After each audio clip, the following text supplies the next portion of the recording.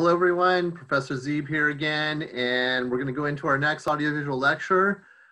So today I'm going to teach you about language learning in early childhood. You know, this is really one of those times where language just takes off. In fact, we call this era of language development the language explosion era because kids are just learning language at this amazing rate.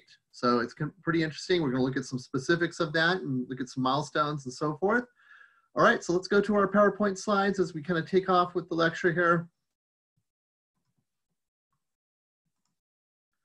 All right, so we're going to talk about language development in early childhood.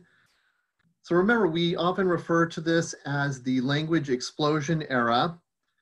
When we look at children across the globe, we find that children learn language about the same age across the world, okay, which leads us to believe that it's at least somewhat biologically developed, if you would, or biologically influenced, because we see this sort of pattern during ages and being developmental in course. However, as we've learned with Genie the Wild Child early in the semester, language development isn't just about being pre-wired to do so at a certain time. Remember, language also requires exposure and practice and development of those types of skills. In fact, children who are segregated from social interaction, we do see delays, as we saw with, of course, Genie the Wild Child, that very famous and somewhat tragic, or actually very tragic case, and disturbing at the same time. Anyway, so let's kind of get into this a little bit further. All right, so when it comes to language development, during early childhood, kids are learning rapid vocabulary. In other words, they're really absorbing vocabulary and adding that to their repertoire very quickly. And we think they do this through something called fast mapping. So fast mapping is this strategy where a child will hear a new word, for example, and kind of look at how the context is surrounding that word. In other words, how that word was used and what sort of situation it was used, and are able to kind of make connections to this word and the meaning. Now keep in mind, in some cases, children can do this with a single exposure to that word, meaning they've heard it once, they see the context, and they automatically now have it, and now it's in their vocabulary. So for example, I'm just going to give you an example here. Most children very early on learn the word chair, right? So that's a very common word in the household and so forth. So kids learn what chair is very quickly. But let's say I come home from work, I'm very tired, and I have a recliner in my living room. So I sit in my recliner and I say, wow, you know, I really have to sort of, you know, sit down here in my recliner, and the child will say something like chair. And I'll say, no, wait a minute. This is daddy's special chair. This is a recliner. So in other words, they're understanding that even though recliner is a type of chair, someone's sitting in it, in this particular case, it's a very special chair, and it's very different than, say, other chairs in the house. And now they've made that connection to the word recliner, chair, and they have it in their vocabulary. They're able to differentiate between those two things. So once again, we think this is where children are connecting this new word to an underlying concept that they already understand. And sometimes this can happen in a single exposure. Just to kind of give you an indication of how fast things take off during this particular stage, some research is basically showing that around age 2, our average child may know around 200 words or so. Remember, it kind of depends on which study you look at. But let's say it's 200 words or so. By the time they're 6, the same study reported that that vocabulary could now expand to 14,000 words. So in that time span from 2 to 6, they've gone from, say, 200 to over 14,000 words and possibly more. So I mean, that's just incredible. And that's why we often refer to it as the language explosion era. All right, so now we're going to look at some milestones. By about 2.5, most children can produce complex sentences. They can ask questions, which a lot of our parents out there know very well, and even use negative sentences, excuse me, so they can use their negative sentences. One of the huge advancements during this time is something called telegraphic speech, you know, like an old telegraph or a telegram message kind of thing.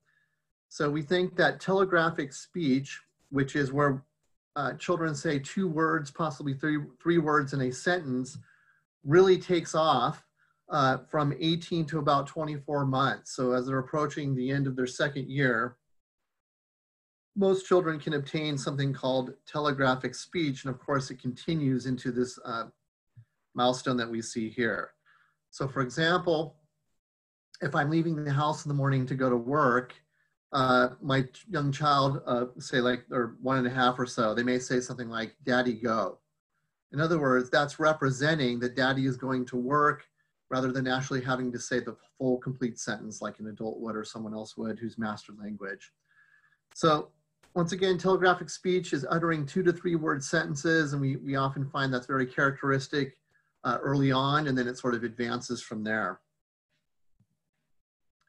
By age 4, we have found that most children have acquired the complex structure of language. So now they've really grasped it. In fact, once again, when we study this across the globe, we find that most children learn their native tongue around this time. So certainly by age 4, we would expect them to, obviously understand language and use language readily. They have a really good grasp of what language is. By ages 6 or 7, now children are taking it to the next level. They're using complex and new sentences. In other words, not only are they using sentences, they're using sentences that they've never used before or even heard before. So they're actively creating their own version of a sentence. So we would expect that by about 6 or 7. All right, let's look at some other language accomplishments of children. As children are learning the basics of language, and we said this happens very early on, they're also learning the guidelines of language, or what we would call the rules. Now, obviously, every language has its own rules, and there's going to be some variation there. But when we look at something like the English language, which has so many rules, and not only that, so many exceptions to rules, children are quickly learning this and often can make mistakes as a result of that. And we'll kind of look at some examples of that, okay? So once again, we think that through early childhood and potentially even before that, that children are learning the basics of language and some of the rules that we're going to talk about. Okay, so for example, sounds of letters would be a great example, or how to participate in a conversation, the give and take of that, for example. So let's look at some of the rules they're learning in different accomplishments. We have phonology, which is the sound system of language. In other words, putting sounds together to form words, or learning that certain letters have different sounds, like K or C can both say K, like kite or cat. They can have that same sort of sound there. We think that most vowels and consonants are learned by age 3. So they're learning that pretty early on. In terms of syntax, that's where they're combining words into phrases or sentences. In other words, they're determining the structure of a sentence and the word order. And obviously every language is a little bit different with this. So in other words, they're learning the subject, the predicate, and how to sort of combine those into a sentence to say it appropriately. Semantics is all about the meaning of words and sentences. We said that fast mapping is key with this, where kids hear a word for the first time and then connect it to an underlying meaning through context, okay? So that's going to be heavily involved with this one, looking at the context.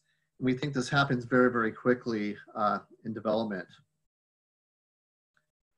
Okay, and then we have morphology, which is the units of meaning in word formation. In other words, there's sort of understanding that to change words, you have to do certain things. So examples would be like plural and past tense and that kind of thing. So for example, most children quickly learn that when we put an S at the end of a word, it makes it plural, right? So if I have a bunch of grapes with the S on the end, that means more than one, okay? Or if we put ED at the end of a word, it makes it past tense, and so on. So we said that kids are learning these rules very quickly, but sometimes they over apply them. And it's so kind of cute to hear little kids say this. A lot of you probably have experienced this in your own life, where a child may say something like, "I have 2 feet," or "my toy car braked." In other words, they're sort of using those rules, plural and past tense, but they're using them too broadly and inappropriately. So over time, kids are going to learn that there's exceptions to those rules where we would change it and so forth. But that really demonstrates that they're learning the rules very quickly, even though it may be incorrect. So when children do that, we call that an over-regularity, where they're inappropriately using a language rule, such as applying S to a plural word that doesn't necessarily need that, or ed to a past tense word where it actually does not need that or require that, or it's not appropriate is what I'm saying. All right, so hopefully this has helped you kind of understand how children use language and some of our milestones and rules that kids are learning and obtain. So please go on to the next step in the class, and we will see you in the next lecture.